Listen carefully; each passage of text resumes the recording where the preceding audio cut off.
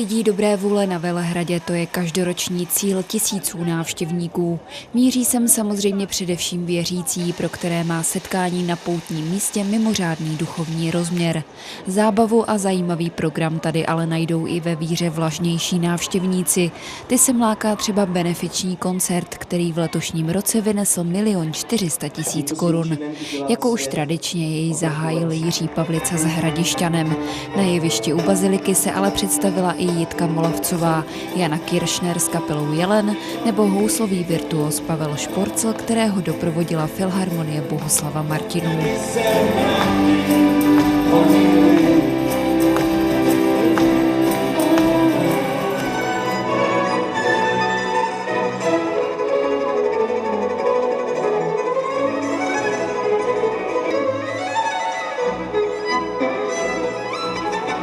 Bohatý večerní program si nenechala utéct ani řada vzácných hostů. Nechyběl předseda vlády Bohuslav Sobotka, arcibiskupové Jan Graubner a Dominik Duka nebo hejtman Stanislav Mišák. Na večer lidí dobré vůle podle odhadů zamířilo asi 15 000 návštěvníků. Mezi nimi dorazili na pouť i Jarka a Míša, jedna od Brna, druhá od Valašského Meziříčí.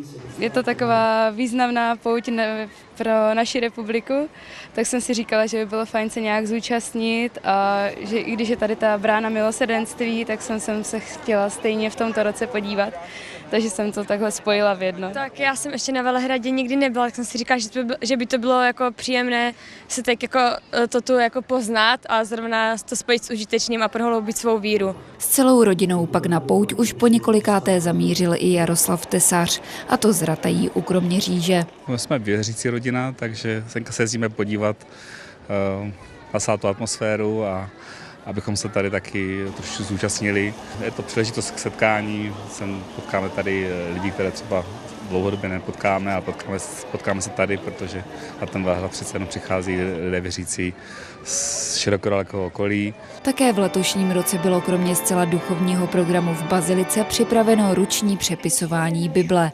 setkání vozíčkářů, stánek s možností zápisu do registru dárců kostní dřeně nebo program pro mladé. Ten se konal na vlastním prostranství za zdejší základní školou, kde byla kromě her a pohybu možnost poslechnout si třeba i koncert zpěvačky Debí.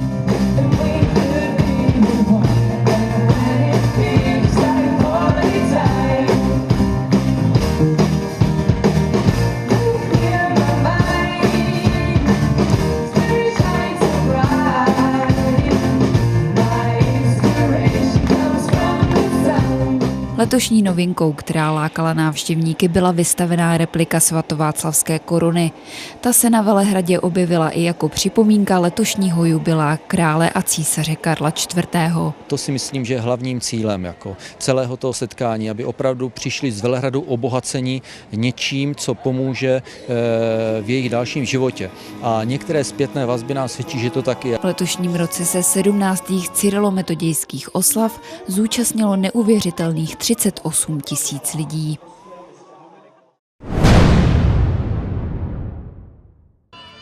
V dňoch 8. a 9. júla sa v Skalici už 4. krát uskutočnilo medzinárodné stretnutie remeselníkov, ktoré v spolupráci s mestom Skalica pripravilo občianske združenie Tradičné ľudové umelecké remeslá. Námestie Skalice je veľmi krásne, prostredie až priamo volajúce za prezentáciou ľudových umeleckých remesiel. Preto sme tu už 4. krát a pevne veríme, že v budúcom roku bude 5. ročník. Celkovo bolo na podujatí 85 remeselníkov, ktorí predstavili 25 druhov remesiel. Remeselníci boli nielen zo Slovenska, pretože medzinárodný projekt ľudové umelecké remeslá robíme v 8 mestách Slovenska. Skalica je 5. mestom. Čaká nás ešte Senec, Štrbské Pleso a Žilina.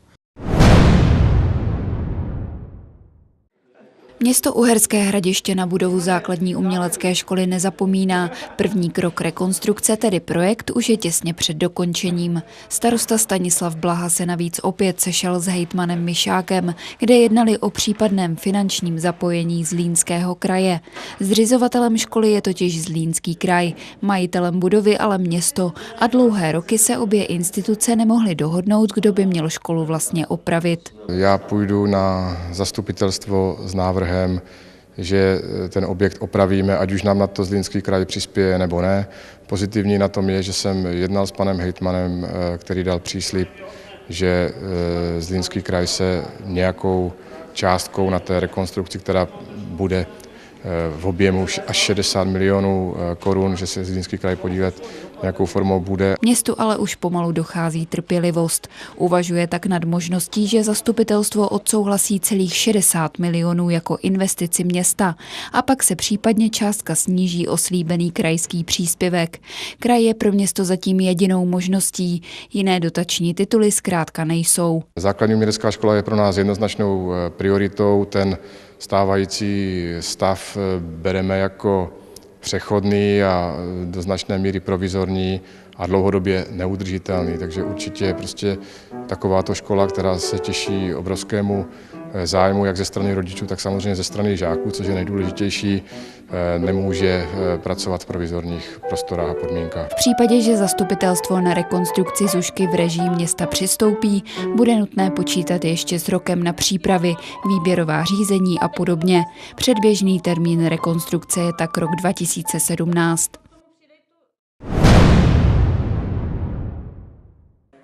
...11. júla sa na Skalickej radnici uskutočnilo podujatie so zaujímavým hosťom. S Waynom Richardom z Čikeckej organizácie pre bezdomovectvo. Dnes sme sa tu stretli vďaka projektu, ktorý organizuje Ministerstvo zahraničných vecí Spojených štátov amerických v spojitosti so Slovenskou republikou a vďaka tomuto projektu mladí ľudia môžu absolvovať stáž komunitného organizovania v Spojených štátoch amerických. Vďaka tomu dnes prišiel k nám na návštevu Wayne Richards a rozprávali sme sa so zástupcami mesta o bezdomovectve, o tom, prečo ľudia sa stávajú bezdomovcami, ako sa im dá pomôcť, aká je situácia v Chicagu, aká je, respektíve v Spojených štátoch, a aká situácia je u nás na Slovensku a konkrétne tu u nás v Skalici. Sú rozdiely medzi bezdomovcami u nás a v zámorí? In Chicago, the homeless have Problémy bezdomovcov v Chicagu sú presne také isté ako na Slovensku. Čelia tým istým výzvam a potrebujú mať zdroje k podpore sociálnych služieb. Potrebujú mať možnosti, ako sa dostať k sociálnej pomoci, k práci, ako si nájsť bývanie, ako získať zdroje a možnosti k zmene svojej životnej situácie. Čo je potreba urobiť preto, aby sa riešil problém konkrétnych bezdomovcov? The most important thing that people experiencing homelessness need.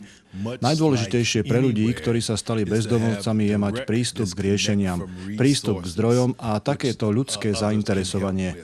Problémy má každý rôzne, každý sa stal bezdomovcom z rôzneho dôvodu, ale tie riešenia by mali byť pre každého v podstate rovnaké. To, čo je podľa mňa veľmi dôležité a čo teda odznelo aj na tomto stretnutí, je, že akákoľvek pomoc ľuďom bez domova je dôležitá, je potrebná a je veľmi, veľmi dôležité, že sa zachováva tá dôstojnosť človeka a že sa akýkoľvek bezdomovec vníma ako človek. Nikto nemôže vedieť, aké životné situácie ho postrehnú a je veľmi dobré, že sa snažíme vytvárať práve tie podmienky k tomu, aby sa takáto situácia, či už sa jej dalo predchádzať, alebo sa ju potom následne dalo aj riešiť.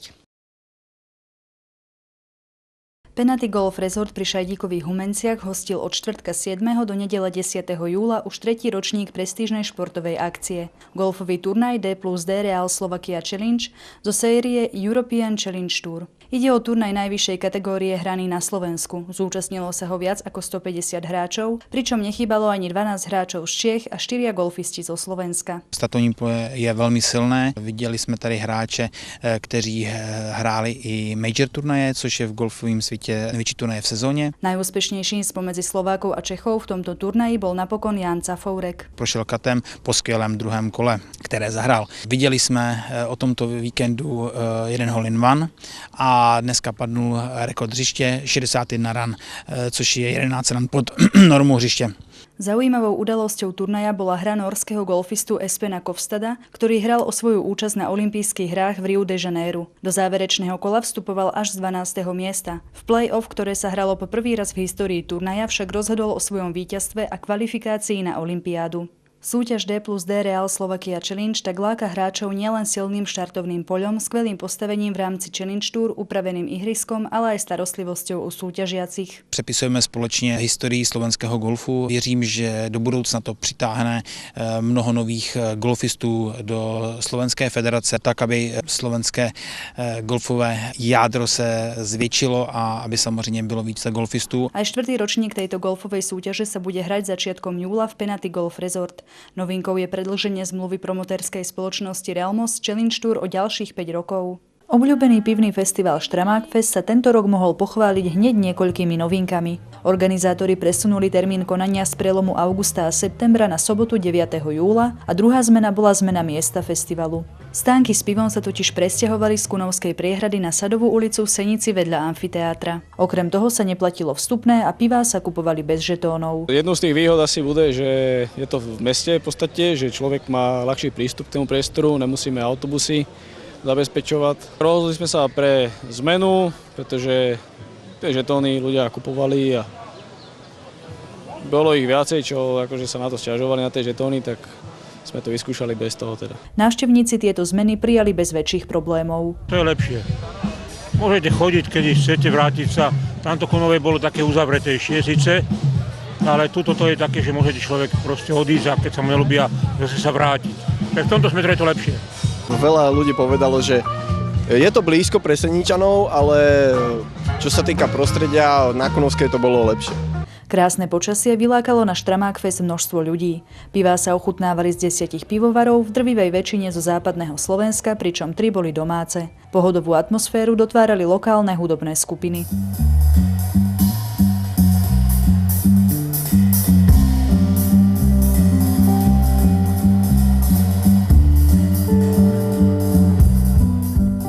Na otázku, či plánujú organizátori vrátiť Štramák Fest opäť na Kunovskú priehradu, keď sa napustí, nám David odpovedal takto. Podľa toho, či sa tam vrátia aj vodníci. Neviem, zatiaľ o tom rozmýšľame. Či a kedy sa vodníci vrátia a či miesto pre festival zostane už v Senici, sa teda ešte uvidí. Miera evidovanej nezamestnanosti na Slovensku klesla v máji tohto roku pod 10%. S poklesom nezamestnanosti sa môže pochváliť aj Senický okres, kde je jej miera 7,84%, teda asi 2700 ľudí a konkrétne v meste Senica je to 909 občanov. Oproti minulému roku je to prudký pokles niekoľkých percentuálnych bodov. Je skutočne cítiť, že ekonomika Slovenska sa hýbe, že pracovných pozícií, voľných pracovných pozícií a miest je dostatok.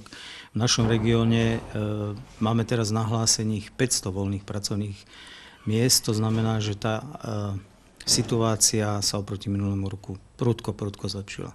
Veľa pracovných ponúk pochádza z oblasti gastronómie na pozície kuchár, čašník či barman. V našom regióne máme 2 stredné školy, ktoré pripravujú študentov na tieto povolania. Otázkou tak zostáva, prečo nie sú tieto pracovné miesta obsadené. Myslím si, že celý problém v tom, že tých ľudí nie je v tejto oblasti, sú mzdy, náročnosť práce a s tým súvisiace všetky tie podmienky, ktoré sú. V tomto štát nemôže nič spraviť, to je vec zamestnanec, zamestnávateľ, to je vec svedomia každého podnikateľa, ktorý v tejto oblasti pracuje. Štát v tom robí akurát to, že každý rok upravuje minimálnu mzdu. Tým tlačí na to, aby ľudia dostávali viacej peňazí. Zamestnávateľia však majú aj iné možnosti, ako si prilákať záujemcov o prácu. Jedna z nich je napríklad dobrý sociálny program, teda strava, dovolenky, rôzne benefity či ošetenie. Prečo by nemohol zamestnávateľ kúpiť čašníkovi, povedzme, oblečenie, pracovné oblečenie, tak aby aj reprezentoval firmu? Mnohé reštaurácie to majú. A tým si i ťahajú tých svojich klientov. Ale tými benefitmi to už na konkrétnych podmienkach, konkrétnych zamestnávateľov. Každý má iné možnosti. V Ine v Skalice je 1100 € priemerný plat robotníka. Takže tam si aj človeka dokážu vážiť a preto tam aj tí čašníci, kuchári a barmani a z iných profesí, ktoré naše školy chrlia, aj končia. Pomoc nielen v tejto pracovnej oblasti by mohlo znovu sa rozvíjajúce duálne vzdelávanie a nebáť sa zamestnania v odvetviach, ktoré si vyžadujú fyzickú prácu. Zabudli sme na staré historické pravidlo remeslo má zlaté dno. Doba je tak ďaleko, že už dneska obsluha stroja, ktoré je počítačovo riadený, CNC stroje, obrábacie stroje, autá sú už tak na takej vysokej technologickej úrovni, že základné vzdelanie nestačí. Minimálne to stredoškolské. Dávate deti študovať tam, kde ich to láka, kde ho to zamestnanie bude naplňovať a kde sa bude tešiť do školy. Pomáhajú aj prezentácie stredných škôl a burzy práce, kde sa prezentujú školy a zamestnávatelia, ktorí medzi sebou spolupracujú. Žiaci tak vidia hneď na mieste, ako táto spolupráca funguje. Tento rok by na prezentáciu stredných škôl a burzu informácií chcel Úrad práce, sociálnych vecí a rodiny pozvať aj žiakov 7 ročníkov základných škôl, pretože už v tomto veku sa začína formovať ich vzťah k budúcnosti. O projektoch, ktoré existujú pre mladých uchádzačov o prácu, dlhodobo nezamestnaných a pre zamestnávateľov vás budeme informovať v ďalšej premiére Senických novín v útorok 19. júla. O umiestnenie dieťaťa do materskej školy počas letných prázdnin požiadalo približne 70% rodičov všetkých detí, ktoré materské školy v zriaďovateľskej pôsobnosti Mijavy počas roka navštevujú. Škôlky sa budú počas jednotlivých týždňov postupne v prevádzke striedať. SNP je otvorená od 1.7. do 22.7., kde bolo záväzne prihlásených 136 detí. Ďalšie je materská škola Bradačová, ktorá je otvorená od 25.7. do 12.8. s počtom prihlásených 103 detí. A ako posledná materská škola Hoštáky, ktorá je otvorená od 15.8. do 2.9. a s počtom 101 detí. Pokryli sme potreby všetkých záujemcov o škôlku. I mamičky na materských môžu si doviesť svoje deti počas celého leta. Ak sa však predsa len rodičia aj napriek prihláseniu rozhodnú dieťa do škôlky neumiestniť, odhlásiť ho už síce nie je možné, no zabezpečenú stravu si budú môcť prísť prevziať. Túto stravu si môže prísť rodič vyzdvihnúť v danom termíne na danej materskej škole, ktorú navštevuje. Počas oboch mesiacov je prevádzka v škôlkach nezmenená. To znamená, že sú otvorené od 6. do 16. hodiny. Čo sa možno troška zmení, bude program. Na všetkých pracoviskách sú totiž pripravení zostaviť ho pre deti tak, aby letné dni strávili zmysluplne. Je to vlastne také voľnejšie, sú to všetko aktivity, ktoré deti môžu absolvovať hlavne vonku za daného počasia, samozrejme keď je krásne. A využívame edukačné aktivity, využívame preliezačky, školský dvor a niektoré aj vychádzky, aby deti mali čo najviac naplnené leto. Už jubilejní 25. ročník festivalu Janáček a Luhačovice zahájila na Lázeňském náměstí opera její pastorkyňa od známého skladatele Leoše Janáčka.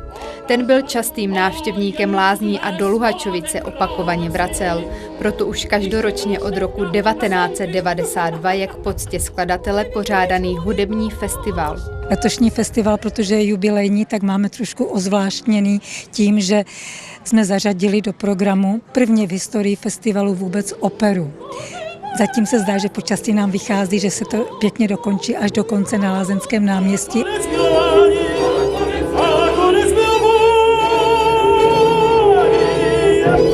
Její pastorkyňa se řadí mezi nejhranější světové opery a poprvé se hrála v Brně roku 1904. V Luhačovicích ji uvedl operní a pěvecký soubor Orchestr a balet Slezského divadla Opava pod vedením dirigenta Petra Šumníka.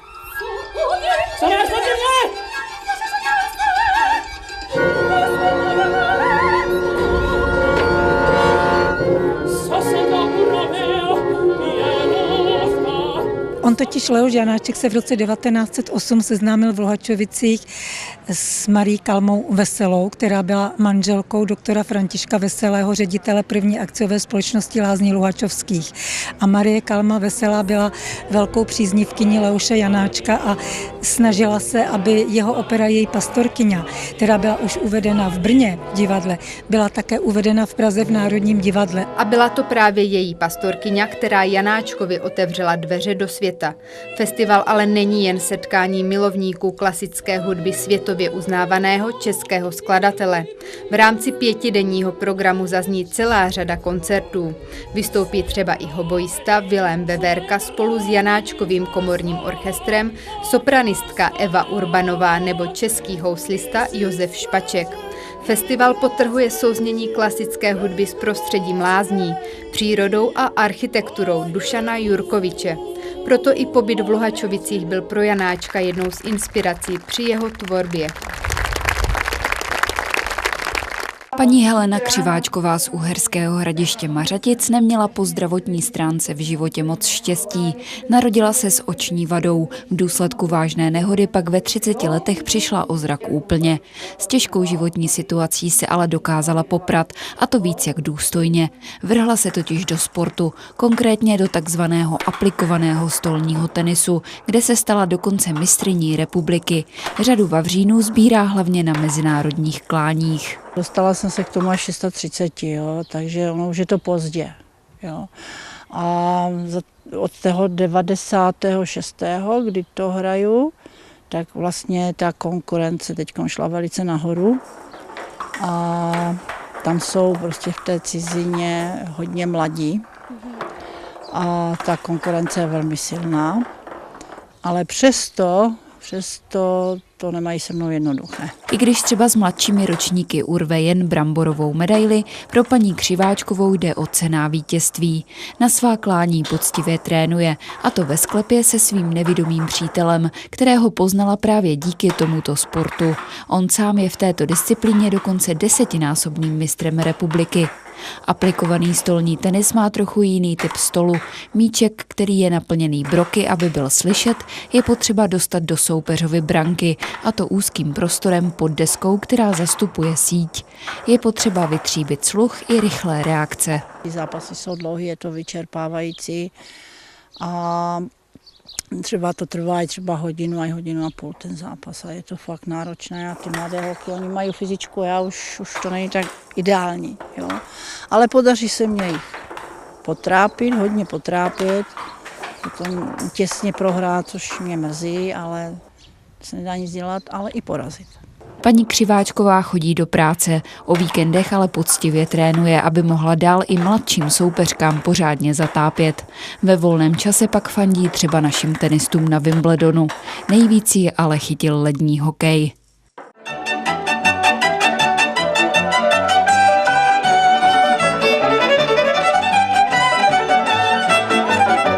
Tradičním tahákem slováckého léta je koncert cymbálové muziky Harafica.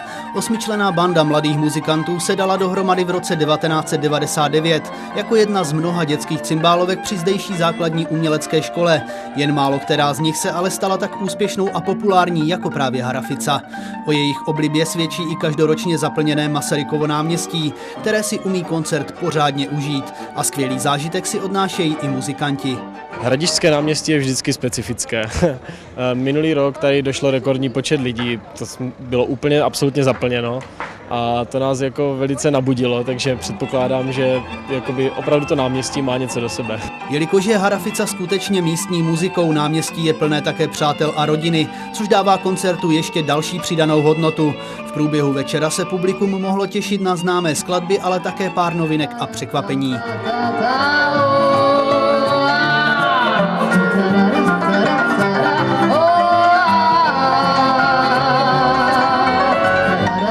Kdo nestihl Haraficu na náměstí, může se za ní vypravit třeba do Buchlovic. Pozvu na konec srpna, což bude konec léta, konec prázdnin. A to máme velkou akci v Buchlovicích, v amfiteátru, kde plánujeme zaplnit celý amfiteátr a prostě udělat jakoby pokračování, jak děláme klasicky zimní jízdy a letní jízdy z Haraficova herci Slováckého divadla, tak 28. srpna bude pokračování a bude to nejlepší z předchozích jízd a bude to právě v amfiteátru pod širým nebem. Koncerty ale nejsou tím jediným, čím Harafica žije. Nedávno například představila nový animovaný klip k písničce Cigánova smola. Na rok 2017 pak kapela plánuje velký, prozatím ale velmi tajemný projekt. Její příznivci se tak mají pořád na co těšit.